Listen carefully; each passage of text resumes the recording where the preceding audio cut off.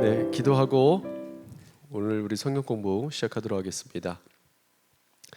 사랑과 은혜가 많으신 아버지 하나님 감사합니다. 5월 가정의 달 우리 성도들의 가정 가운데 하나님의 은혜와 축복이 넘치기를 원합니다. 더욱더 우리가 말씀 안에서 먼저 우리 부모님을 더욱더 경외하고 또 공경할 수 있는 우리 믿음의 자녀들 되게 하여 주시옵시고, 또 부모와 저와 자식 간에 또 부부 사이에 하나님의 그 말씀이 중심이 되어서 세상의 법칙대로 세상의 흐름대로가 아니라 하나님의 말씀을 통해 우리에게 요구하시는 바대로 우리를 인도하시는 바대로 순종하며 나아갈 수 있는 우리 믿음의 자녀들 백성들 되게 하여 주시옵소서. 오늘 이 시간 또 우리가 말씀 앞에 우리 자신을 더욱더 낮추고 주님의 말씀 가운데 우리에게 또 우리 들려주시는 하나님의 크고 세미한 그 음성들을 우리가 듣기를 원합니다. 말씀의 통참을 받는, 말씀의 능력을 삶 가운데 경험해 나가는 우리 믿음의 성도들 되게 하여 주시옵소서. 예수님의 이름으로 기도드리옵나이다. 아멘. 네, 오늘은 온라인으로 좀 진행하겠습니다. 현장에서 바로 실시간으로 진행을 하지 못하고 제가 또 교단 행사가 있기 때문에 월요일, 화요일 교단 행사로 인해서 제가 주일 저녁에 부득이하게 좀 출발을 좀 해야 돼서 영상, 지금 이 영상은 제가 토요일 지금 오후에 녹화를 하고 있고, 이 영상이 이제 여러분들 오늘 이제 여러분이 보실 때는 주일이겠죠. 주일 저녁 성경 공부 시간을 우리가 온라인 녹화 영상으로 그렇게 좀 대체를 하도록 하겠습니다. 이제 열왕기 하 거의 막바지에 다다랐습니다. 이제 포로기로 이제 이 분열 왕국 시대가 이제 막을 이제 곧 내리게 되고, 이제 그리고 포로기 시대로 이제 들어가게 될 텐데, 열왕기 하도 굉장히 또 은혜가 있지만 또 하나님의 그 역사가 인간적 생각으로는 다 망할 것만 같은, 정말 아무런 소망이 없는 그 포로 시대 때에 어떻게 하나님께서 역사에 가셨는지를 우리가 다시 한번 또 이제 요 열왕기 하를 마치고 포로기로 이제 들어가면은 또 그 가운데 펼쳐지는 하나님의 기가 막힌 구원의 역사를 우리가 보게 될 겁니다. 자, 오늘 우리가 볼 것은 우리 열왕기하 24장을 좀 봤으면 좋겠는데, 여러분들 열왕기하 24장을 좀 펴 주시기 바랍니다. 열왕기하 24장. 자, 열왕기하 24장을 보시면 이 좀 24장을 보기 전에 우리가 지난주 그 23장 말씀을 이제 봤었는데 24장 좀 배경을 좀 우리가 봐야 됩니다. 요시아라고 하는 남유다의 다윗 버금가는 성군이 있었습니다. 자, 그런데 이 요시아가 애굽과의 싸움에서 그만 전사를 합니다. 애굽이 바로 바벨론과의 그 싸움, 아수르를 이제 정복하려고 하는 그런 어떤 바벨론의 그 침공에 애굽이 도와주러 가는데, 빠른 지름길이 바로 이 남쪽 유다를 통과해서 가는 거였습니다. 그런데 요시아는 하나님께서 이 바벨론을 심판하신다라고 하는 그 어떤 나움 선지자의 그 메시지를 듣고, 그래서 애굽이 바벨론을 도우러 가는 그 길목을 막아섭니다. 자, 그리고 그 싸움에서 어떻게 되느냐? 이 요시아가 죽죠. 자, 그리고 그 뒤를 이어서 누가 왕이 되느냐? 둘째 아들인 바로 여호아하스가 왕이 됩니다. 자, 그런데 애굽이 아무래도 자신들의 그 길을 막아선 요시아, 자, 요시아가 비록 죽긴 했지만 괘씸하지 않았겠습니까? 그래서 요시아의 뒤를 이어 왕이 된 여호아하스를 가만두지 않습니다. 자, 그래서 어떻게 하냐면 열왕기하 23장 말씀에 보면은 33절에 이렇게 말합니다. 바로 느고가 그를 하맛 땅 림나에 가두었다. 아버지로 인한 괘씸죄에 여호아하스를 가둡니다. 자, 그리고 막대한 배상금을 지불하게 만들고, 그리고 어떻게 하느냐? 요시아의 첫째 아들 애굽이 엘리야김을 유다의 왕으로 세웁니다. 자, 이가 바로 이름이 엘리야김에서 여호야김이로 바뀌죠. 여호야김. 자, 그래서 이 여호야김은 아무래도 자신을 왕으로 세워준 나라가 바로 바벨론이지 않습니까? 바벨론의 눈치를 볼 수밖에 없는 겁니다. 자, 바벨론의 눈치를 봅니다. 자, 그래서 열왕기하 23장 35절에 보면 여호야김이 은과 금을 바로에게 주니라라고 말씀합니다. 자, 그러면서 나라가 지금 굉장히 어려울 때에 이 여호야김이 막대한 전장 배상금뿐만 아니라 자기 집 짓는 일을 위해서 백성들에게 막대한 세금을 부과하고 그리고 이제 자기 배를 불리는 데만 신경을 씁니다. 그래서 에레미야 선지자를 통해서 하나님께서 여호야김을 향해 바로 심판의 메시지를 던지시죠. 자, 이는 엘리야김뿐만 아니라 이미 여호와서 폐위당하기 전에 여호아하스를 향하여서도 하나님께서 경고의 말씀을 주셨다라는 겁니다. 자, 그런데 엘리야김이 듣지를 않죠. 무시합니다. 하나님 말씀께 별로 신경을 안 써요. 자, 그러면서 이제 이 여호야김이 재위 기간 내내 자, 바벨론의 눈치도 보면서 동시에 또 누구의 눈치도 보느냐? 애굽의 눈치도 이제 같이 보는 겁니다.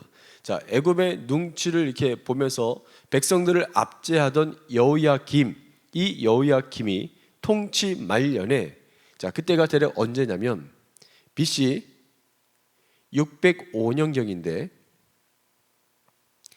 자, 그때 이 국제 정세 판도에 새로운 회오리 바람이 몰아치는 사건이 발생을 하게 됩니다. 자, 그것이 무엇이었느냐? 유다의 바로 자신의 선친이었던 요시야 왕을 죽였던 애굽 왕 바로 느고가 자, 여러분 잘 아는 어떤 전투였죠? 갈그미스 전투라고 하는 이 갈그미스 전투에서 신흥 강대국이었던 바벨론에게 참패를 당합니다. 자, 요시야 군대를 무너뜨리고 갈그미스로 갔던 이 애굽 군대가 그때 그 일시적으로 그 바벨론을 몰아내고 아수르를 구해냅니다. 자, 구해내는데 성공을 해요. 자, 그런데 그것도 잠시 전열을 가다듬은 이 바벨론이 다시금 올라와서 전쟁을 하는데 이 갈그미스 전투에서 애굽이 참패를 당하고 본국으로 쫓겨가고 맙니다. 자, 이 때문에 전통의 강호 애굽이 이제는 그 세력이 말할 수 없이 위축이 되어 버리죠. 자, 이때 그 애굽을 무너뜨렸던 바벨론의 총사령관이 누구냐? 우리가 익히 들어 잘 알고 있는 바로 바벨론의 느부갓네살 왕입니다. 느부갓네살. 자, 이때 당시 느부갓네살은 굉장히 젊은 왕이었는데 이 기세를 몰아서 이 느부갓네살 왕이 어떻게 하느냐? 유다를 침공합니다. 유다. 자, 이때 바로 이것을 유다 1차 침공이라고 하는데 바빌론에 이때 1차 침공 때에 제가 말씀드렸죠. 누가 그때 끌려간다고요? 특히 왕족들, 귀족들이 끌려가는데 그 가운데 누가 있었다? 바로 왕족 중에 하나인 다니엘이 그리고 다니엘의 세 친구들이 바로 바벨론에 끌려갑니다. 자, 이런 배경을 가지고 24장 말씀을 좀 보겠습니다. 자, 24장 보겠습니다. 36절 열왕기하 23장 36절 말씀부터 볼게요. 여호야김이 왕이 될 때의 나이가 25세라 예루살렘에서 11년간 다스렸더라. 그의 어머니 이름은 스바디라 루마 부다야의 딸이더라. 37절에 여호야김이 그의 조상들이 행한 모든 일을 따라서 여호와 보시기에 악을 행하였다.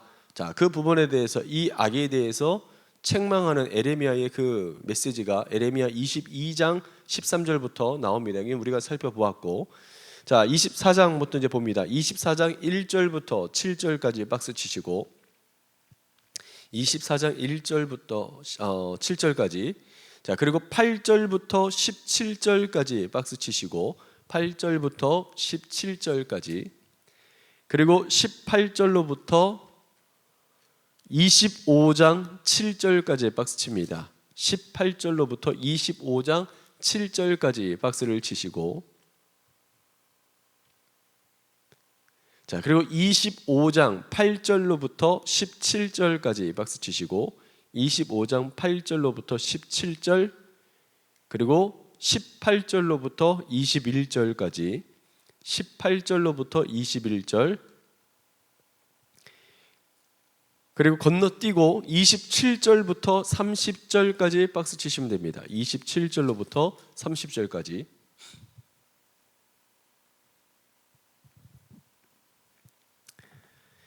자, 24장 보겠습니다. 여호야김 시대에, 자, 시대에 거기 동그라미 쳐놓으시고, 그때가 언제냐? 엘리야김 즉위 4년째입니다. 엘리야김 즉위 4년. 자, 이때 바벨론의 왕 느부갓네살 동그라미 쳐놓으시고, 느부갓네살이 올라오매. 자, 애굽의 갈그미스 전투에서 무찌르고 이제 내친김에 유다까지 올라옵니다. 여호야김이 3년간 자, 그때 바벨론을 섬깁니다. 어쩔 수가 없죠. 바벨론을 섬겨요. 자, 그러다가 어떻게 하느냐? 돌아서 그를 배반하였더라. 배반 동그라미. 자, 처음에는 어쨌든 애굽이 패했고 바벨론이 이제 전쟁에서 이겼기 때문에 바벨론의 눈치를 봅니다. 그래서 바벨론을 섬겨요. 그러다가 다시 바벨론을 배반했대요. 느부갓네살 왕을 배반한 겁니다. 그러면 무슨 말이냐? 바벨론이 아니라 누구를 다시 섬겼느냐? 애굽을 다시 섬기기 시작했다는 겁니다. 애굽을 다시 섬겼다는 거예요. 자, 그러면 이제 생각을 해봐야 됩니다. 아니, 지금 정세 분위기는 바벨론이 지금 줄을 지금 이루어가고 있는데, 대세는 지금 바벨론입니다. 그런데 왜 지금 여호야김도 그렇고 나중에 남유다의 마지막 왕인 시드기야 왕도 마찬가지예요. 애굽을 섬깁니다. 애굽을 계속 의지해요. 자, 지금 이제 애굽은요, 이빨 빠진 호랑이입니다. 그럼에도 불구하고 왜 자꾸 끊임없이 애굽을 붙잡으려 했느냐? 자, 이 부분은 뒤에 시드기야 부분에서 다시 한번 추가 설명을 드리겠습니다. 자, 일단 넘어가서 봅시다. 자, 애굽을 다시 섬기니 느부갓네살 왕 입장에서 기분이 좋겠습니까? 괘씸하죠. 요것 봐라, 가만두면 안 되겠네, 이런 생각을 할 겁니다. 자, 2절, 24장 2절 동그라미 쳐놓으시고, 여호와께서 자, 그의 종 선지자들을 통하여 하신 말씀과 같이 갈대아의 부대와 아람의 부대와 모압의 부대, 암몬 자손의 부대를 여호야김에게로 보내 유다를 쳐 멸하려 하시니. 자, 옆에다가 주전 605년 8월이라 써놓으십시오. 주전 605년 8월. 자, 바벨론이 유다를 본격적으로 공격을 하기 시작했다는 겁니다. 이게 바로 1차 침공입니다. 바벨론의 1차 침공.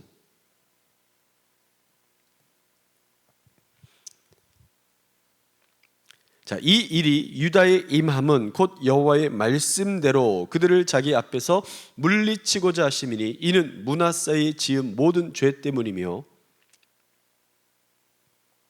또 그가 무죄한 자의 피를 흘려 그의 피가 예루살렘에 가득하게 하였음이라. 여호와께서 사하시기를 즐겨하지 아니하시니라. 자, 요거 좀 해설을 해드릴게요. 자, 1절부터 4절까지 말씀 다시 한번 해설해 드릴게요. 고대 근동의 지금 상황이 바벨론 쪽으로 기울어지자 여호야김이 어쩔 수 없이 친애굽 정책을 접고 3년 동안 죽은 듯이 엎드려서 바벨론을 섬깁니다. 시키는 대로 해요. 자, 그런데 여호야김이 3년이 지나면서 바벨론을 배반해 버립니다. 자, 고대 바벨론 역사 사료에 따르면 BC 602년경에 느부갓네살 왕이 유다를 전진 기지로 해서 애굽을 공격했는데 이때 애굽이 저항을 합니다. 그런데 그 저항이 만만치가 않은 거예요. 자, 그래서 결국 느부갓네살 왕이 그 애굽의 저항에, 그 공격에 결국 실패를 하고 다시금 본국인 바벨론으로 돌아갑니다. 자, 이를 지켜본 여호야김이 가만히 그 상황을 보면서 판단을 하는 게 뭐냐면, 애굽 끝난 줄 알았는데 아니네, 아직 힘이 있네. 자, 그러면서 더 나아가 애굽이 바벨론보다 더 강한 것 같은데, 자, 이런 생각을 하면서 발빠르게 바로 어떻게 합니까? 바벨론으로부터 여호야김 왕이 등을 돌립니다. 자, 하나님께서 이미 에레미야 선지자를 통해서 뭐라고 말씀을 하셨냐면 바벨론을 거역하지 말라라고 분명하게 말씀하셨습니다. 바벨론 거역하지 마라. 내가 바벨론을 이미 들어줬다. 바벨론이 지금 내 손에 붙잡혀 있다. 그러니까 바벨론 거역하지 마라. 이렇게 하나님 말씀하셨는데 여호야김이 어떻게 하냐면 이 그 왕실 안에 친애굽파들이 있었을 거 아닙니까? 친애굽파의 말을 듣고 하나님의 말씀을 듣는 게 아니고 친애굽파의 말을 듣고 입장 정리를 해버립니다. 자, 그래서 어떻게 하느냐? 바벨론을 등져버리고 애굽에 다시 붙어버린 겁니다. 자, 이 말씀 한번 볼게요. 자, 이 말씀 한번 보겠습니다. 자, 뭐라고 하나님 말씀하셨느냐? 에레미야 25장 말씀 가봅니다. 에레미야 25장.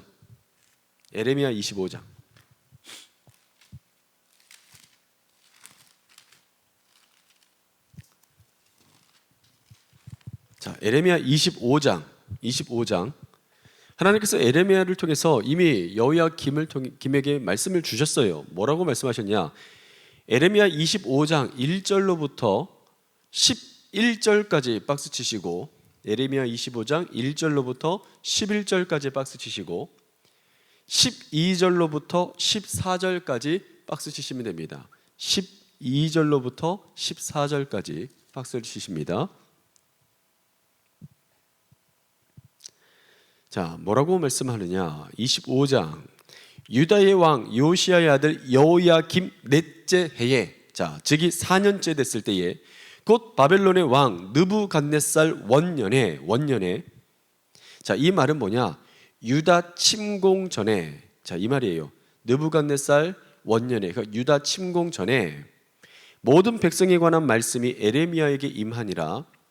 자, 선지자 에레미야가 유다의 모든 백성과 예루살렘의 모든 주민에게 말하여 이르되 유다의 왕 아몬의 아들 요시야 왕 13째 해부터 오늘까지 23년 동안, 자, 23년 동안 지렁이 표시해 놓으시고, 자, 이 말은, 자, 뭘 알 수 있냐면 에레미야가 이제 나이가 어느 정도 되었냐면 40세 정도 되었을 때입니다. 나이 40세. 에레미야의 나이가 40세 되었을 때에 여호와의 말씀이 내게 임하기로, 밑줄 그어놓으세요. 내가 너희에게 꾸준히 일렀으나, 내가 너희에게 꾸준히 말해줬다. 자, 뭐라고 말해줬는데, 하나님의 말씀을, 뜻을 내가 알려줬는데, 그런데 그 말을 듣고 너희가 어떻게 반응했느냐? 지렁이 표시로 너희가 순종하지 아니하였느니라. 너희가 순종하지 아니하였다. 분명 내가 너희에게 하나님의 말씀을 계속해서 전해줬는데 너희 그 말 듣고도 순종하지 않았다. 4절에 그러므로 여호와께서 그의, 지렁이 표시해 놓으세요, 모든 종 선지자를 너희에게 끊임없이 보내셨으나 밑줄, 너희가 순종하지 아니하였으며 귀를 기울여 듣지도 아니하였도다. 자, 5절에 그가 이르시기를 너희는 각자의 악한 길과 악행을 버리고 돌아오라. 그리하면 나 여호와가 너희와 너희 조상들에게 영원부터 영원까지 준 그 땅에 살리라. 자, 이것이 에레미야가 전한 설교의 내용입니다. 자, 이 메시지를 계속 전했다라는 거예요. 악한 길과 악행을 버리고 여호와께로 돌아오면 살리라. 어디에서?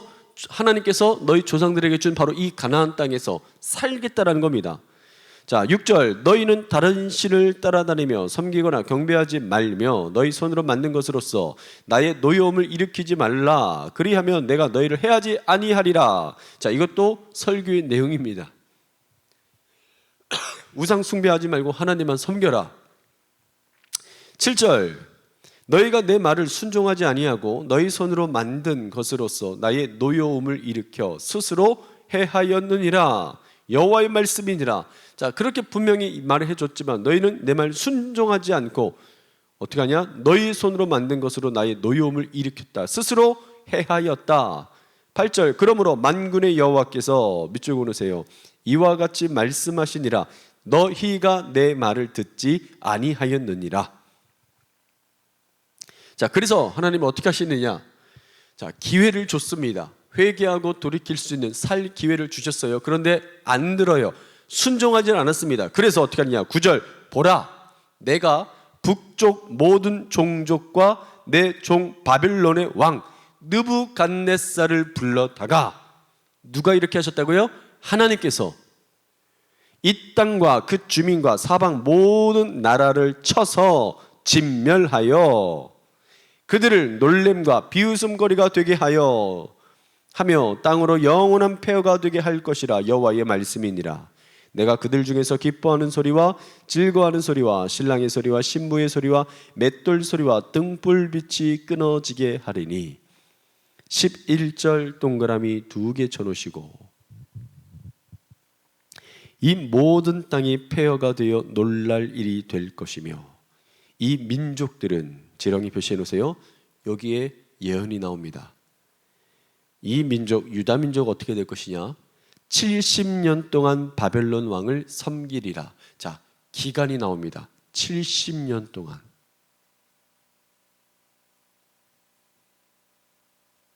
바벨론 왕을 섬기게 된대요.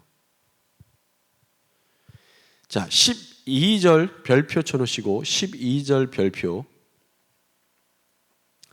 자, 70년 동안 바벨론을 섬기고 그 다음에 70년이 끝나면, 여호와의 말씀에 70년이 끝나면 내가 바벨론의 왕과 그의 나라와 갈대아인의 땅을 그 죄악으로 말미암아 벌하여 영원히 폐허가 되게 하되. 자, 하나님께서 이제 때가 되면, 이건 이미 하박국을 통해서도 말씀을 하신 겁니다. 자, 70년 기간 되면 내가 바벨론 그 죄악들 그냥 가만히 두지 않고 그때 가서 내가 거기에 대해서 심판을 하신다는 겁니다. 바벨론은 바벨론대로 심판하실 텐데 그 전까지 바벨론을 통해서 하나님께서 이스라엘 백성들로 하여금 바로 징계를 하시는 겁니다. 70년 동안. 13절, 내가 그 땅을 향하여 선언한 바 곧 에레미야가 모든 민족을 향하여 예언하고 이 책에 기록한 나의 모든 말을 그 땅에 임하게 하리라.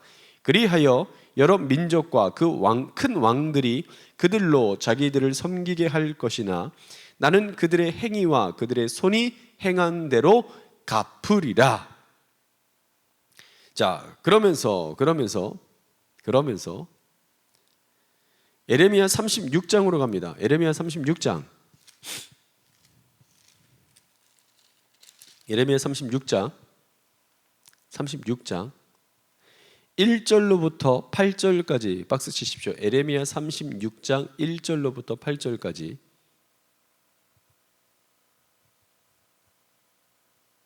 에레미야 36장 1절로부터 8절까지. 그리고 9절로부터 19절까지 박스 치시고, 9절로부터 19절까지. 그리고 20절부터 26절까지 박스 치시고, 20절로부터 26절까지. 27절로부터 32절까지 박스 칩니다. 27절로부터 32절까지 박스를 칩니다.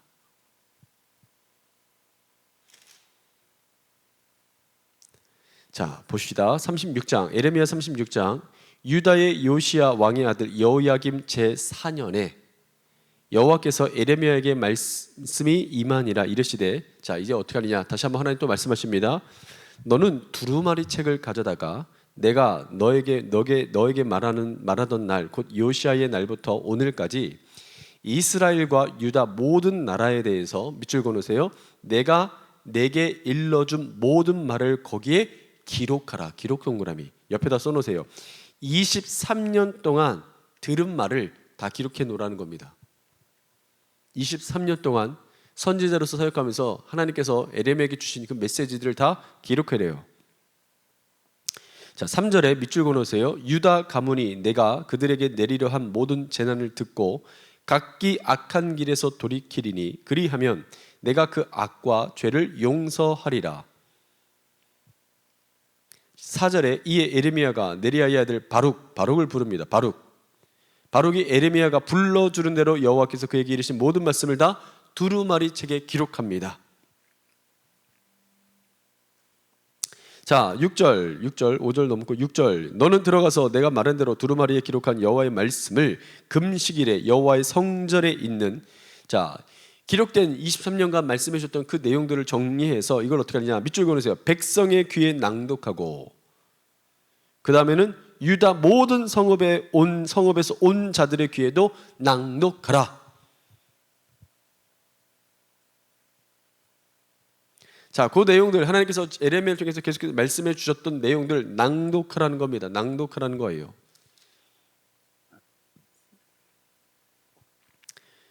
자, 8절에도 마지막에 여호와의 모든 말씀을 낭독하니라. 그거 밑줄 그으시고. 자, 9절에 마지막 줄에 금식을 선포한지라. 그거 지렁이 표시.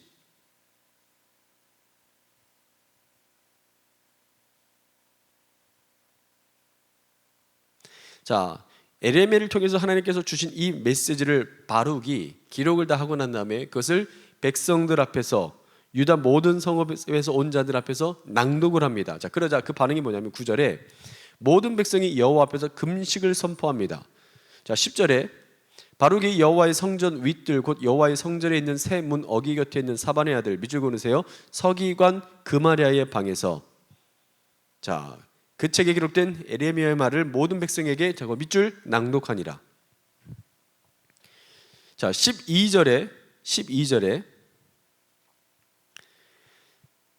11절에 보면 사반의 손자 그마랴의 아들이 미가야가 그 책에 기록된 여호와의 말씀을 다 듣고 12절에 왕궁에 내려가서, 거기 밑줄 그으세요. 왕궁에 내려가서, 자, 그 모든 기록된 에레미야를 통해 주신 그 기록된 말씀을 알립니다. 다 전하는 거예요. 자, 14절 바룩이, 자, 마지막 줄에 바룩이 두루마리를 손에 가지고 그들에게로 오니, 거기 밑줄 그으시고, 16절에 그들이 그 모든 말씀을 듣고 놀라 서로 보며 바룩에게 이르되, 밑줄 그으세요. 우리가 이 모든 말을 왕에게 아뢰리라. 자, 이거 우리만 알 게 아니고 왕도 좀 아셔야 된다. 왕에게 우리가 아뢰겠다. 자, 그랬더니 여호야김 왕이 어떻게 하는가? 자, 어떻게 하는가?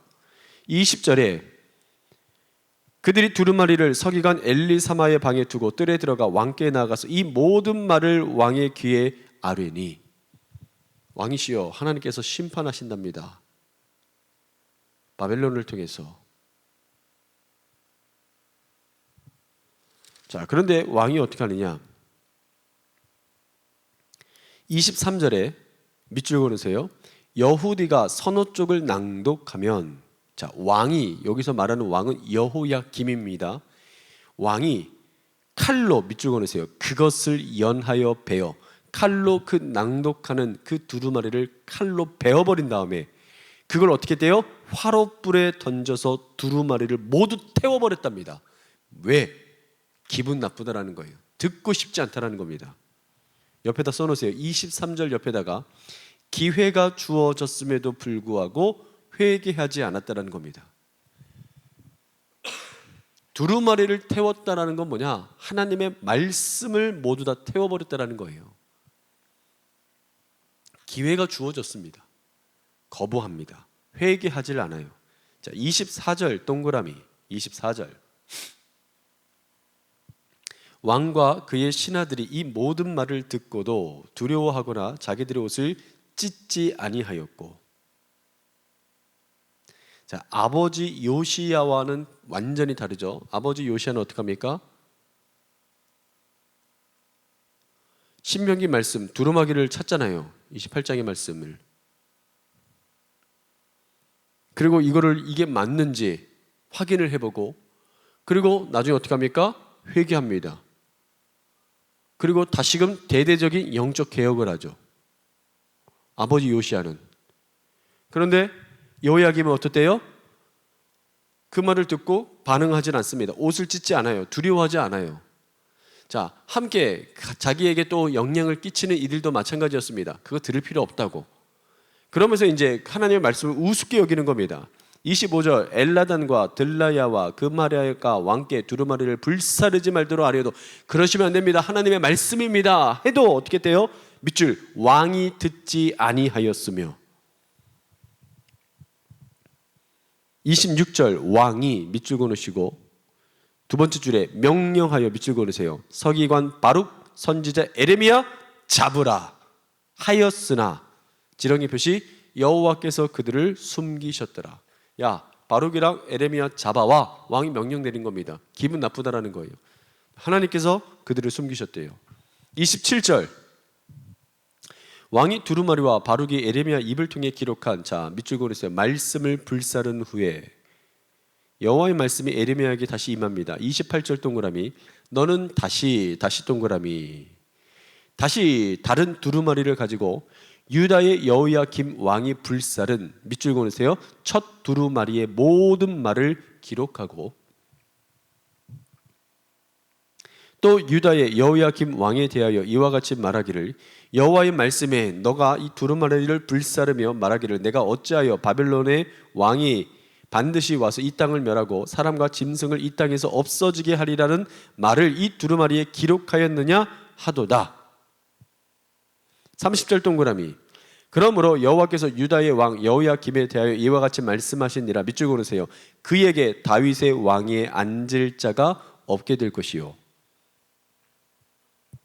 그의 시체는 버림당하고 낮에는 더위 밤에는 추위 당한다. 31절 또 내가 그와 그의 자손에게 신하들을 그들의 죄악으로 말미암아 벌할 것이라.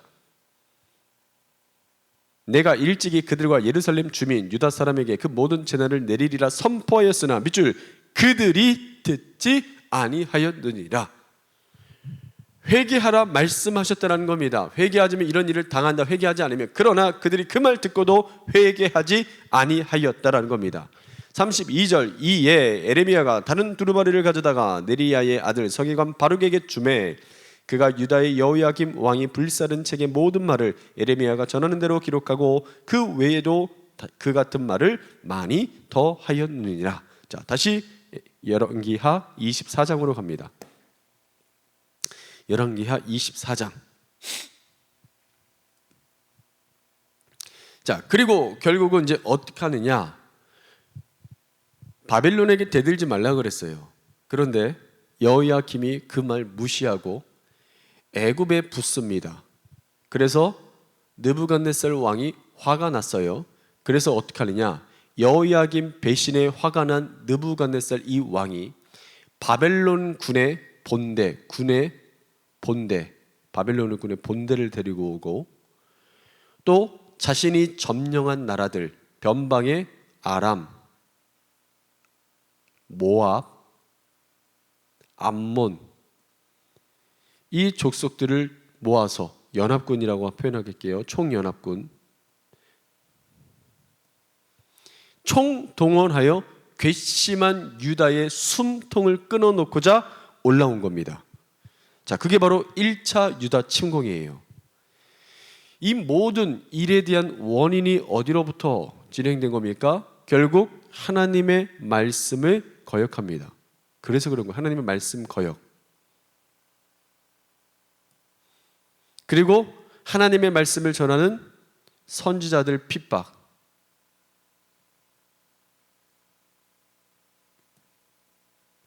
이에 대한 하나님의 진노입니다. 진노.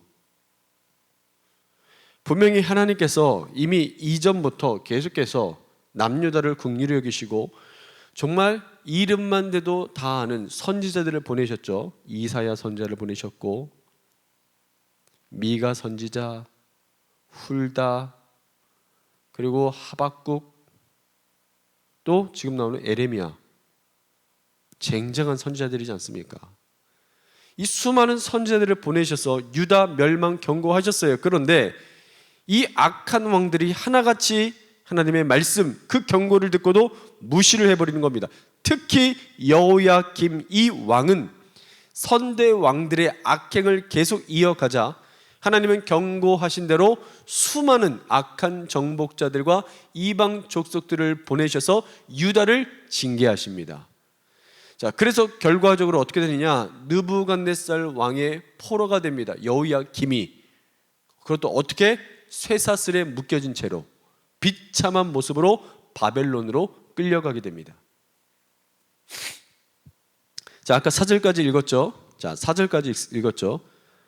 즐겨하지 아니하시니라. 자, 이때 1차 침공이 일어난 겁니다. 1차 침공 때 제가 아까 누가 끌려갔다고 그랬죠? 다니엘이 끌려갔다 말씀을 드렸습니다. 자, 다니엘 1장으로 가볼까요? 다니엘 1장. 이 1차 침공 때 다니엘이 끌려갑니다. 다니엘서 1장 다니엘서 1장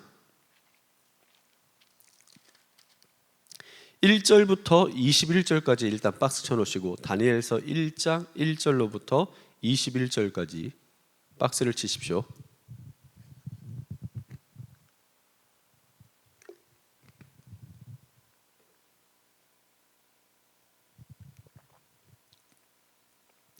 다니엘서 1장 1절로부터 마지막 절까지 박스를 치시고,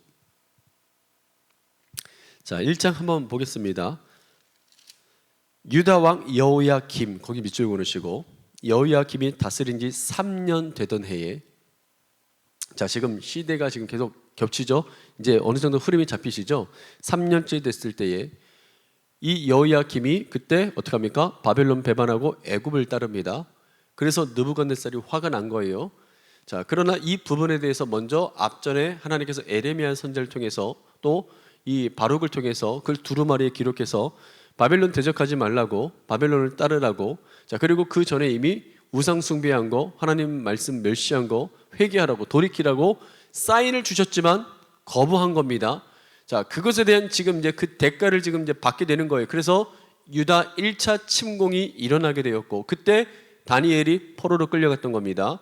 자 다스린 지 3년이 되는 해에 바벨론 왕 느부갓네살이 예루살렘에 이르러 성을 에워쌌고, 1차 침공이었죠.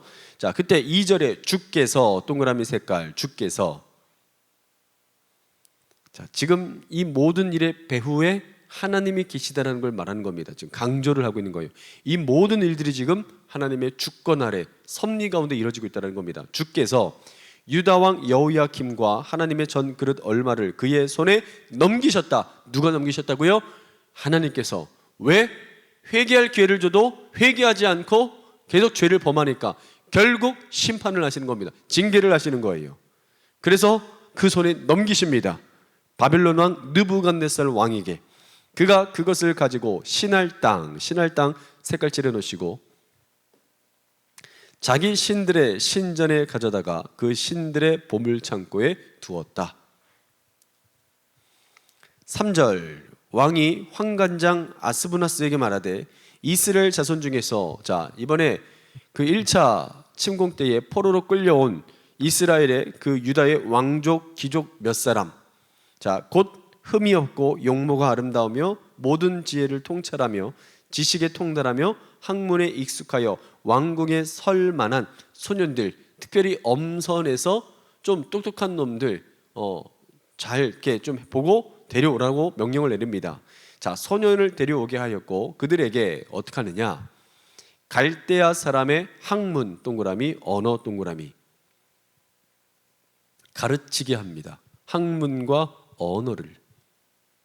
당시 최고의 학문은 갈대아 학문이었습니다.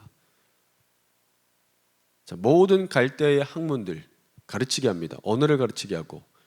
자, 그리고 또 나아가 5절에 왕이 지정하여 그들에게 밑줄 왕의 음식, 그가 마시는 포도주 밑줄, 날마다 그것을 또한 쓸 것을 주어 3년을 기르게 하였으니 그 후에 그들은 왕 앞에 서게 될 것이더라. 자, 그렇게 모든 교육과 모든 부분에서 다 최고의 것들을 가르치고 먹이고 입히고 하면서 3년 뒤에 마지막 최종 테스트를 통해 이들 중에 특별히 눈에 띄는 인재, 수재를 쓰겠다는 겁니다. 자, 그 일에 이제 환관장에게 책임을 맡기는 거예요. 자, 6절 그런데 그들 가운데 누가 있었느냐? 유다 자손 곧 다니엘 동그라미 대략 15세에서 17세 정도 됐을 겁니다.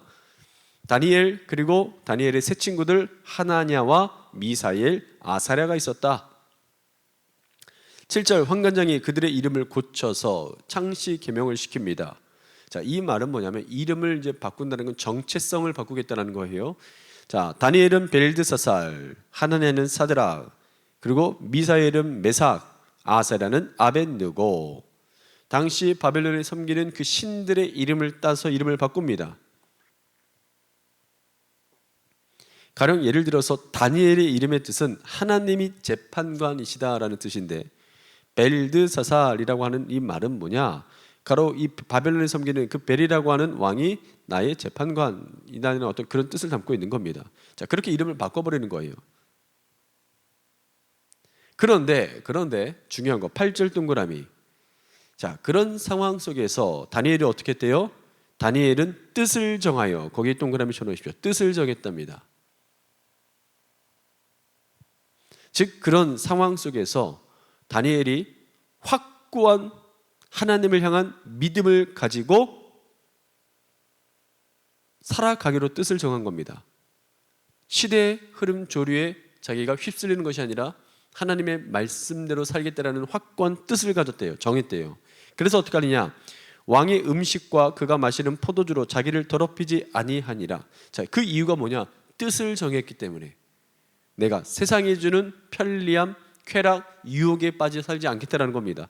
하나님 나라 백성의 이 백성으로서, 그리스도인으로서 그 정체성을 가지고, 그래서 내가 비록 죽는 한이 있더라도, 망하는 한이 있더라도 어떻게 하겠대요?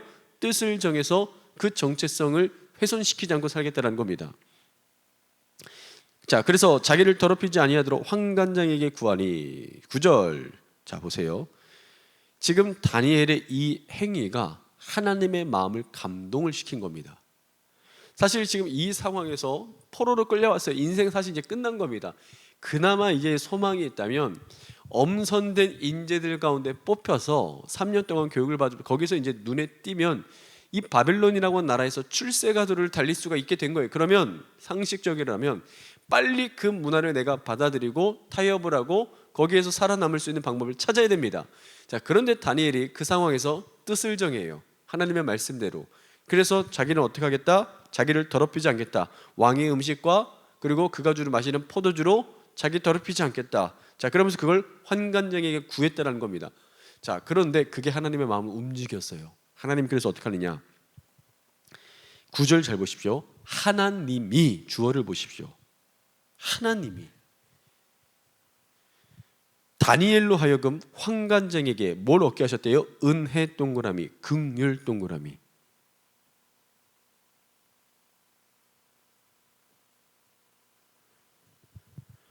다니엘은요, 하나님을 향한 분명한 신뢰가 있었습니다. 그래서 뜻을 정하여 자신을 더럽히지 않기로 하는 거예요. 그래서 환관장에게 구합니다. 그걸 보고 하나님이 감동을 받으시고 하나님이 다니엘로 하여금 환관장에게 은혜와 긍휼을 얻겠답니다. 자, 우리가 세상에 속해 살면서 내가 그리스도인으로서 이렇게 꼭 튀어서 살 필요가 있나? 그러면 무슨 어떤 손해 보는 거 아닌가? 뭐 직장 생활에서도 뭐 마찬가지일 겁니다. 직장에 어떤 세상 문화가 있을 텐데 이게 어떤 기독교인으로서 하나님의 말씀의 가치관으로 살아가는 나와 부딪힐 때가 있습니다. 그러면 사실 고민하게 될 겁니다. 야, 이거 괜히 했다가 눈 밖에 나가지고 내가 뭐 승진하는데 앞으로 또 회사 생활하는 내가 어떤 피해 보는 거 아닌가? 이런 어떤 두려움이 생길 수 있는데 물론 그럴 수도 있습니다. 그러나 이 말씀을 생각해 보라는 거예요. 다니엘과 같이 다니엘이 뜻을 정했습니다. 어떻게 뜻을 정했느냐? 하나님을 향한 신뢰가 있었기 때문에 죽으면 죽으리라는 각오로 임한 겁니다. 자, 그렇다면 직장에서도 내가 그 불의와 타협을 하고 눈을 감는 것이 아니라 그것이 하나님의 말씀에 어긋나는 것이라면 하나님을 신뢰하는 마음으로 그 불의와 타협에 내가 순응함으로써 나 자신을 더럽히는 것이 아니라 내가 정직하게 하나님의 이 말씀대로 나 자신을 더럽히지 아니하겠다라는 그런 각오로 직장 생활에 임하게 되면은 그럼 어떻게 하느냐? 오늘 이 말씀대로라면 하나님께서 여러분을 바로 직장에 어떤 믿지 않는 상사라 할지라도 그들로부터 뭘 얻게 하신다? 오늘 말씀대로라면 바로 긍휼을 얻게 하신다는 겁니다. 은혜를 입게 하신다는 거예요. 이 말씀에 대한 믿음이 우리에게 있어야 된다는 겁니다. 자, 그러자 10절 환관장이 다니엘에게 이르되 내가 내 주 왕을 두려워하노라. 야, 느부갓네살 왕이 얼마나 무서운 왕인지 아느냐? 그가 너희 먹을 것과 너희 마실 것을 지정하셨는데 그런데 너희 얼굴이 초췌해져 가지고 다른 또래 소년들만 못하면 왕이 그거 보면 너만 죽는 게 아니고 나도 내 목이 날아간다. 자, 이렇게 이야기를 합니다. 그러자 11절에 환관장이 다니엘과 하나냐, 미사일, 아세라를 감독하게 한 자에게 자, 바로 어떻게 합니까? 다니엘이 뭐라고 말하냐면 12절 청하오니 당신의 종들을 열흘 동안만 시험하여 채식 주어 먹게 하고 물을 주어 마시게 한 후에 당신 앞에서 우리 얼굴 왕의 음식을 먹는 다른 소년들과 얼굴 비교해서 당신이 보는 대로 종들에게 행하소서. 그랬더니 그가 그들의 말을 따라 열흘 동안 시험을 합니다. 자, 그랬더니 결과 열흘 후에 15절, 그들의 얼굴이 더욱 아름답고 살이 더욱 윤택하여 왕이 음식을 먹는 다른 소년들보다 어떻대요? 더 좋아 보인지라. 자, 누가 지금 이 일을 하시는 겁니까? 하나님이 지금 하고 계시는 겁니다. 뜻을 정했더니, 뜻을 정하니, 이 뜻을 정하는 게 이 뜻이 뭡니까? 바벨론에서 어떻게든 세상 방법을 통해 출세하겠다라는 것이 아니라, 출세하지 못한다 할지라도 하나님의 뜻, 말씀대로 내가 살겠다라고 하는 그 결단을 가지고 나아갔더니 하나님이 역사하시더라는 겁니다. 그리하여 감독하는 자가 그들에게 지정된 음식 마실 포도주 제하고 채식을 줍니다. 17절 또 보세요. 하나님이, 거기 동그라미, 거기서만 끝나지 않아요. 하나님께서 그들에게 지혜를 주십니다. 내 소년에게 뜻을 정하 살아간 다니엘과 세 친구들에게 학문을 주시고, 동그라미 학문, 모든 서적을 깨닫게 하시고, 거기 밑줄 지혜, 동그라미 학문 서적을 깨닫게 하시고 지혜 주시니 다니엘은 밑줄 모든 환상과 꿈을 깨달아 알더라. 자, 당시에는 바벨론 갈대아 학문에는 꿈 해석에 대한 학문도 있었습니다. 꿈 해석. 이것을 다니엘이요 다 깨달아 알더라는 겁니다. 누가 하셨다? 하나님이. 18절, 왕이 말한 대로 그들을 불러들일 기한이 찼으므로 환관장이 그들을 느부갓네살 앞으로 데리고 가니 왕이 그들과 말하여 보매 무리 중에 다니엘, 하나냐, 미사엘, 아사랴 같은 자가 없으므로 그들을 왕 앞에 서게 하고, 포로로 끌려온 엘리트들 중에 왕이 보니까, 테스트를 해보니까 다니엘과 그 세 친구들만한 인재가 없는 겁니다. 자, 그래서 왕이 그들에게 모든 일을 묻는 중에 그 지혜와 총명이 온 나라 박수 술객보다 10배나 나은 줄을 아니라. 자, 그러면서 다니엘은 고레스 왕 원년까지 있으니라. 자, 이 부분에 대한 부분은 다음 시간에 다시 한번 또 다니엘서를 통해서 살펴보도록 하겠습니다. 자, 열왕기하 24장 다시 갑니다. 열왕기하 24장. 열왕기하 24장. 자, 5절 봅니다. 5절 여호야김의 남은 사적 행한 모든 일 유다 왕 역대시락에 기록되었다. 여호야김이 그의 조상들과 함께 잠에 밑줄 그어놓으시고 밑에다 써놓으세요. 36살에 죽습니다. 36살에 죽어요. 36살에.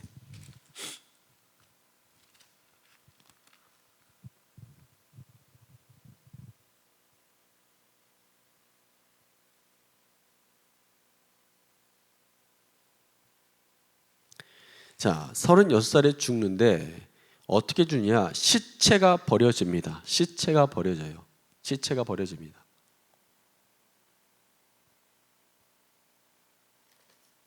시체가 버려져요. 그의 아들 여호야긴이 대신하여 왕이 되니라. 아버지의 뒤를 이어서 여호야김의 아들 여호야긴이 대신하여 왕이 됩니다. 여호야긴이.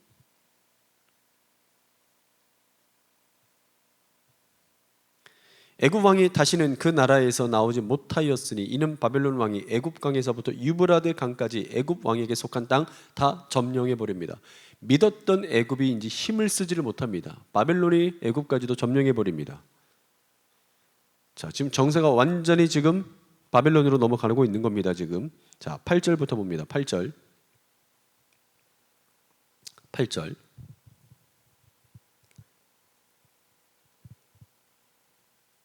자, 여호야김은 결국 바벨론을 대적하다가 느부갓네살 왕에게 붙잡혀서 포로로 쇠사슬에 묶여진 채로 포로로 끌려갑니다. 그리고 바벨론에 잡혀가서 그리고 죽어요.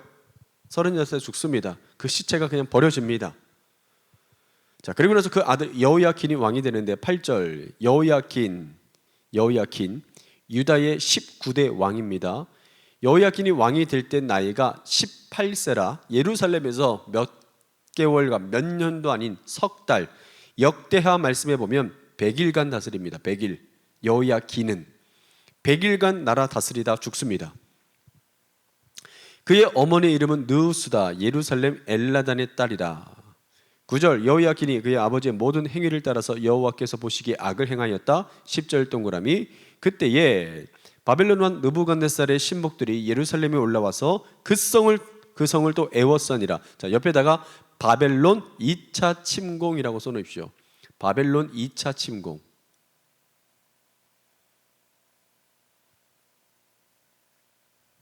자, 2차 침공 때 또 포로로 끌려갑니다. 1차 때는 주로 왕족 귀족들 끌려갔어요. 그 가운데 다니엘과 친구들이 포함되어 있었고, 2차 침공에서는 누가 가느냐? 에스겔이 있었고, 모르드게가 있었고, 그리고 에스더가 있었습니다. 에스더. 자, 이들이 2차 침공 때에 포로로 끌려갑니다. 그의 신복들이 애워쌀 때 바벨론 왕 느부갓네살도 그 성에 이르니 유다의 왕 여호야긴이 그의 어머니와 신복과 지도자들과 내시들과 함께 바벨론 왕에게 나아가매 왕이 잡으니 때는 바벨론의 왕 8째 해라. 13절 동그라미 그가 여호와의 성전의 모든 보물 왕궁 보물 집어내고 또 이스라엘 왕 솔로몬이 만든 것 곧 여호와의 성전의 밑줄 금 그릇들 다 파괴하였으니 여호와의 말씀과 같이 되었다. 14절 그가 또 예루살렘의 모든 백성 모든 지도자 동그라미 모든 용사 밑줄 자 모든 용사 10,000명 자 그리고 밑줄 그으세요. 모든 장이과 대장장이 거기 밑줄 그으시고 다 바벨론으로 다 잡아갑니다. 그리고 누구만 남겨두느냐 이제 밑줄 그으세요. 비천한 자 외에는 그 땅에 남은 자가 없었더라. 비천한 자들 빼고는 좀 이제 지식인들, 기술인들, 유능한 사람들 다 잡아갑니다. 그리고 있으나 마나 쓸모없는 사람들만 남겨뒀다는 거예요. 다 잡아가고. 한마디로 지금 유다가 폐허가 되는 겁니다. 지금 폐허가 되는 거예요. 지금 15절 그가 여호야긴을 바벨론으로 사로잡아. 자, 여호야김의 아들 여호야긴 왕이 된 지 100일 됐을 때 이 바벨론의 왕이 여호야긴을 바벨론으로 사로잡아 갑니다. 그러니까 100일 만에 잡혀가는 겁니다. 왕의 어머니, 왕의 아내들, 내시, 나라의 권세 있는 자 다 예루살렘에서 바벨론으로 사로잡아 가고 16절 용사 7,000명, 장인, 대장장이 1,000명 곧 용감하여 싸움을 할 만한 모든 자들 다 바벨론 왕이 바벨론으로 사로잡아 갑니다. 17절 바벨론 왕이 또 여호야긴의 숙부 mat단이야 자 여호야긴의 작은 아버지죠. 작은 아버지 그를 대신하여 왕으로 삼고 그의 이름을 고쳐서 뭐라고 했느냐? 시드기야라고 했습니다. 시드기야. 여호야긴의 숙부 mat단이야 그 시드기야를 유다의 왕으로 앉혀놓고 여호야김의 아들 여호야긴은 그 어머니와 함께 잡아갑니다. 그러니까 바지 사장 세워놓고 잡아간 거예요. 자, 그래서 시드기야가 왕이 됩니다. 시드기야가 마지막 이스라엘의 20번째 왕이 됩니다. 자, 에레미야 29장 가볼까요? 에레미야 29장으로 갑니다. 에레미야서 29장.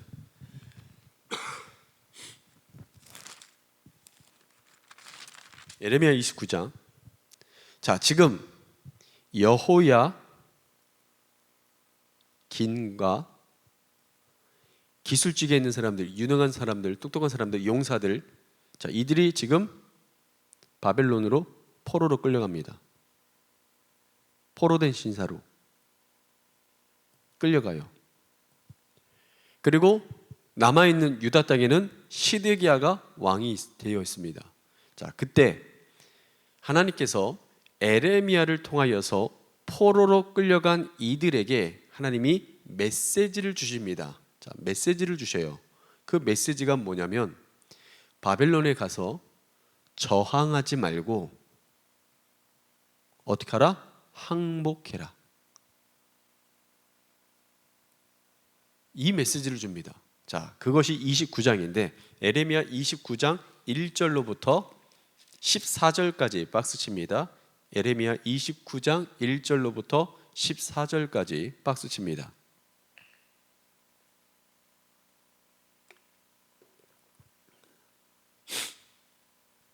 에레미야 29장 1절로부터 14절까지 박스칩니다. 자, 29장 거기 위에다가 이렇게 써놓으세요. 포로에게 보낸 에레미야의 편지 이렇게 되어 있죠. 저항하지 말고 항복해라 라고 이렇게 써놓으십시오. 그 편지의 내용이 저항하지 말고 항복해라입니다. 자, 1절 봅니다. 선지자 에레미야가 예루살렘에서 이 같은 편지 동그라미 편지를 느부갓네살이 예루살렘에서 바벨론으로 끌고 간 포로 중 밑줄 그으세요. 남아있는 장로들, 제사장들, 선지자들 모든 백성에게 보냈는데, 자, 그 내용이 뭐냐? 2절 그때는 여고니아 왕 밑줄 그으시고 이게 누구냐? 여호야긴을 말하는 겁니다. 여호야긴 왕과 왕후, 궁중 내시들, 유다와 예루살렘 고관들과 기능공, 토공들 예루살렘에서 떠난 후라 포로로 다 끌려갔을 때예요. 그때 편지를 보내서 말하는 겁니다. 유다의 왕 시드기야가 바벨론으로 보내어 바벨론 왕 느부갓네살에게로 가게 한 사반의 아들 엘리사와 힐기야의 아들 그마랴 편으로 말하되, 편지를 써서 보내는 겁니다. 뭐라고 말하느냐? 만군의 여호와 이스라엘의 하나님께서 예루살렘에서 바벨론으로 사로잡혀 가게 한 밑줄 그으세요. 모든 포로에게 이와 같이 말씀하시니라.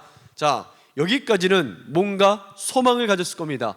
야, 하나님께서 지금 에레미야 선지자 통해서 포로로 끌려간 우리에게 전하시는 말씀이래. 뭔가 걱정하지 마라. 곧 너네 다시 돌아올 것이다.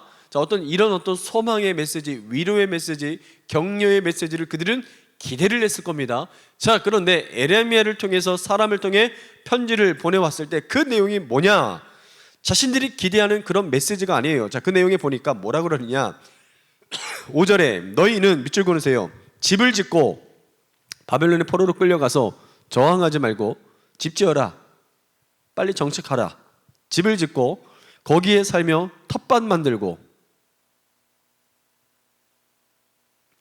그리고 거기서 나오는 열매를 먹으래요. 6절 더 나아가 거기에서 아내를 맞이하랍니다. 아내 맞이해라. 그리고 자녀를 낳으래요. 너희 아들이 아내를 맞이하며 너희 딸이 남편을 맞아 그들로 자녀를 낳게 하여 너희가 밑줄 그으세요. 거기에서 번성하고 줄어들지 아니하게 하라. 자, 거기서 번성하래요. 번성. 바벨론 땅에서.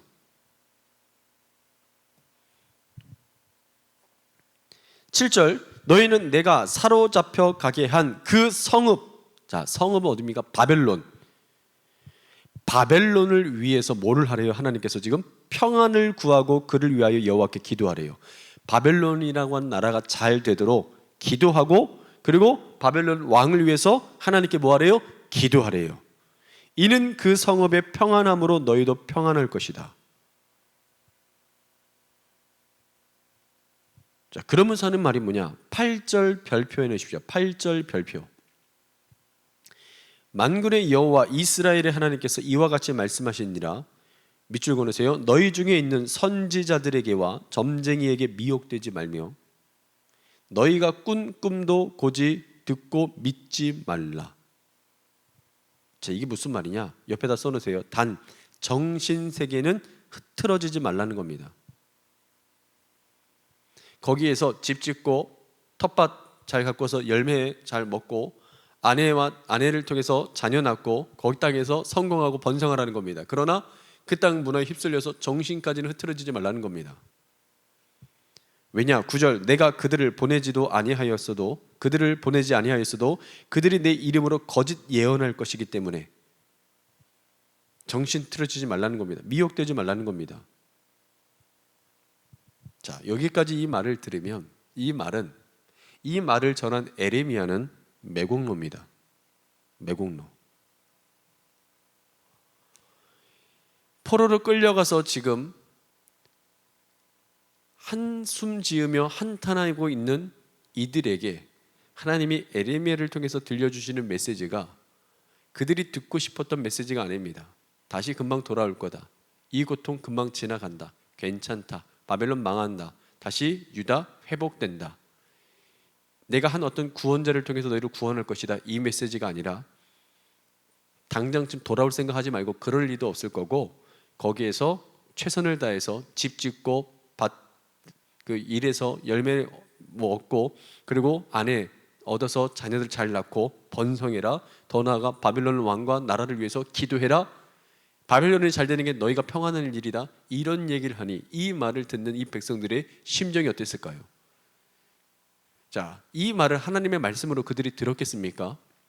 그렇지 않았을 거라는 거예요. 10절 동그라미 쳐놓으세요. 여호와께서 이와 같이 말씀하시니라. 바벨론에서 70년이 차면 70년 동그라미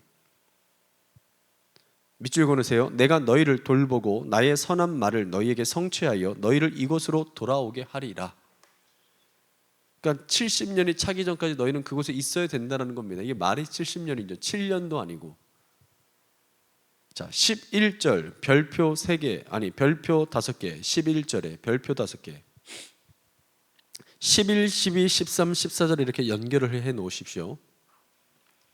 여호와의 말씀이니라. 너희를 향한 나의 생각을 내가 아나니 평안이요 평안 동그라미 재앙이 아니니라. 너희에게 미래 동그라미 희망 동그라미 주는 것이라 밑줄. 너희는 납득도 되지 않고 말도 안 된다고 이건 하나님의 말씀도 아닐 거라고 이렇게 생각하겠지만 아니야. 그렇지 않아. 얘기하시는 겁니다. 자, 그러면서 말씀에 12절 너희가 내게 부르짖으며 동그라미 내게 와서 기도하면 기도 동그라미 내가 너희들의 기도를 들을 것이요 밑줄 세갈칠해 놓으십시오. 너희가 온 마음 동그라미 나를 구하면 동그라미 나를 찾을 것이요 나를 만나리라. 이것은 여호와의 말씀이니라. 나는 너희들을 만날 것이며 너희를 포로된 중에서 다시 돌아오게 하되 내가 쫓아보내었던 나라들과 모든 곳에서 모아 사로잡혀 떠났던 그곳으로 돌아오게 하리라. 이것은 여호와의 말씀이니라. 자, 열왕기하 24장 18절로 다시 돌아갑니다. 열왕기하 28장 18절. 자, 하나님의 말씀이 떨어졌어요. 70년 포로 기한 다 차기 전까지 돌아올 일이 없다. 그곳에서 열심히 살아라. 최선을 다해서 살아라. 말씀하는 겁니다. 자, 남유다는 지금 인재들은 다 포로로 끌려가고 있으나 마나는 사람들만 남은 겁니다. 그리고 시드기야가 왕이 되어 있었어요. 18절 시드기야가 왕이 될 때에 나이 21세라. 시드기야는 요시야 왕의 셋째 아들이요 그리고 여호야김의 이복 형제입니다. 그리고 여호야긴의 삼촌이기도 합니다. 삼촌. 약간 뭐 작은 아버지라고 했는데 삼촌도 맞은 거예요. 삼촌. 자, 예루살렘에서 11년간 다스립니다. 그의 어머니 이름은 하무달, 림나인 에레미야의 딸이더라. 그가 여호야김의 모든 행위를 따라 자, 여호와 보시기에 악을 행합니다. 정신을 못 차리죠. 계속 악한 길로 갑니다. 여호와께서 예루살렘과 유다를 진노하심이 그들을 그 앞에서 쫓아냈을 때까지 이르렀더라. 자, 밑줄 그으세요. 시드기야가 바벨론 왕을 배반하니라. 배반. 왜 배반했느냐? 애굽을 또 의지한 겁니다. 애굽을 의지한 거예요. 분명히 에레미야 선지자가 그렇게 하지 말라라고 했습니다. 애굽 의지하지 말라고. 자, 에레미야 32장 가보십시오. 에레미야 32장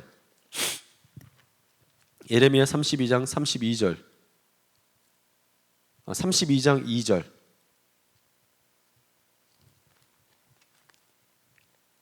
에레미야 32장 2절 3절 말씀.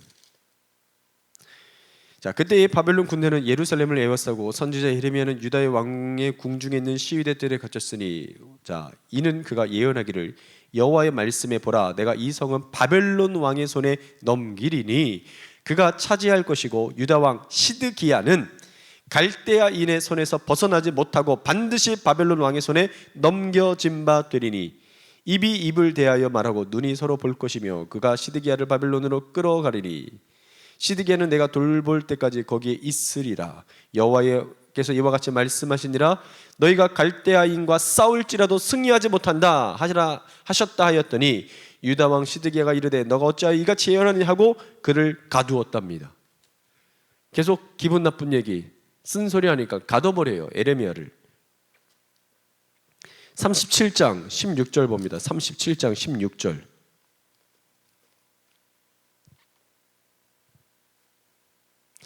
에레미야가 뚜껑 씌운 웅덩이에 들어간 지 여러 날 만에 시드기야 왕이 사람을 보내 그를 이끌어내고 왕궁에서 그에게 비밀이 물어 이르되 여호와께로부터 받은 말씀이 있느냐? 에레미야가 대답하되 있나이다. 또 이르되 왕이 바빌론 왕의 손에 넘겨지리라. 자, 하는 말이 뭐냐?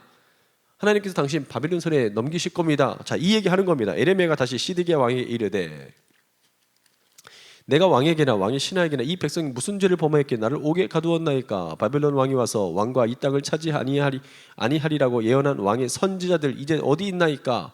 자, 에레미야는 바벨론에게 하나님께서 당신과 이 나라를 넘기셨다 얘기하는데 다른 선지자들은 아니다. 하나님 우리 구원해 주신다. 바벨론 무찔러 주신다. 이런 얘기 하는 겁니다. 자, 당연히 어떤 얘기를 따르겠습니까? 어떤 말을 사람들이 좋아하겠습니까? 자, 그래서 이 에레미야 자꾸 그에게 부정적인 얘기하는 에레미야를 가둬버렸던 겁니다. 자, 내 주 왕이여 이제 청하건대 내게 들으시면 나의 탄원을 받으사 나를 서기관 요나단의 집으로 돌려보내지 마옵소서. 내가 거기에서 죽을까 두려워하나이다. 이에 시드기야 왕이 명령하여 에레미야를 감옥들에 두고 떡 만드는 자의 거리에서 매일 떡 한 개씩 그에게 주게 하며 성중에 떡이 떨어질 때까지 이르니라. 에레미야를 또 감옥들에 가둡니다. 자, 다시 돌아오셔서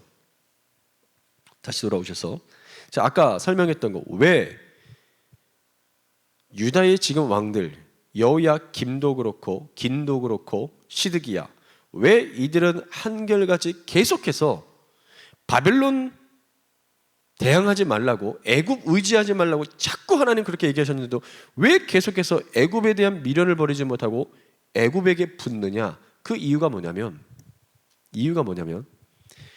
그만큼 지금 유다 왕궁 안에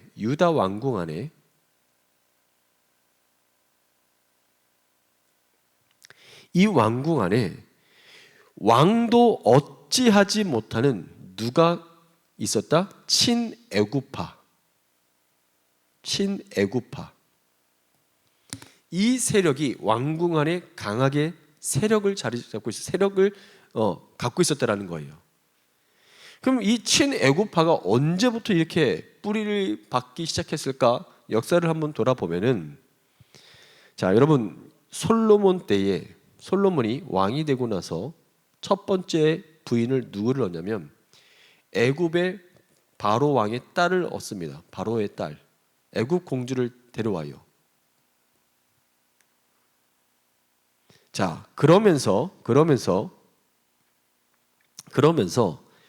첨단 군사 무기 이 말을 들여오기 위해서 애굽과 교류하면서 바로의 딸을 자기 왕으로 맞이하고 그러면서 그때부터 이 솔로몬 시대 때부터 뿌려진 그 씨앗이 시간이 거슬러 계속해서 더 깊이 뿌리 내리기 시작하는 겁니다.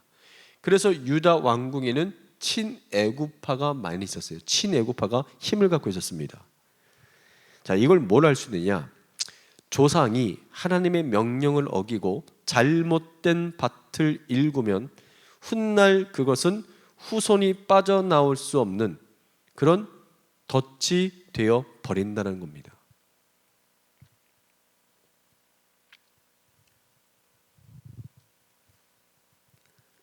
자, 여기까지 내용을 살펴보고 돌아오는 다음 주에는 이제 마지막 예루살렘 멸망에 대해서 이제 예루살렘이 어떻게 멸망하게 되는지에 대해서 그 부분을 나머지 살펴보도록 하겠습니다. 기도하고 마치겠습니다. 은혜와 사랑이 많으신 아버지 하나님, 우리가 의지할 것은 하나님의 말씀이요 하나님밖에 없습니다. 세상에 돌아가는 정세에 맞춰서 우리가 예민하게 또 발빠르게 대처해야 된다 하지만 물론 그럴 필요도 있을 것입니다. 그러나 우리가 돌아가는 세상 정세보다 하나님의 말씀에 먼저 우리는 더 깊은 관심을 기울이고 이 세상 역사를 주관하시는 분이 하나님이심을 믿고 고백하고 선언하면서 가정에서나 직장에서나 어디에서든지 간에 우리가 뜻을 정하며 다니엘과 같이 하나님을 신뢰하며 살아가야 되는 줄 믿습니다. 우리의 마음에 많은 영향, 우리의 삶에 많은 영향력을 끼치고 있는 세상의 힘은 무엇입니까? 다시 한번 돌아보게 하여 주시옵시고 말씀으로 돌아갈 수 있는, 하나님만을 죽어라 바라보고 하나님만을 끝까지 붙드는 참 좋은 우리 교회 성도들 되게 하여 주시옵소서. 이번 한 주도 주님만 바라보며 주님 뜻에 순종하는 믿음의 백성들 되기를 원하오며 예수님의 이름으로 기도드리옵나이다. 아멘. 감사합니다. 강의를 마치겠습니다.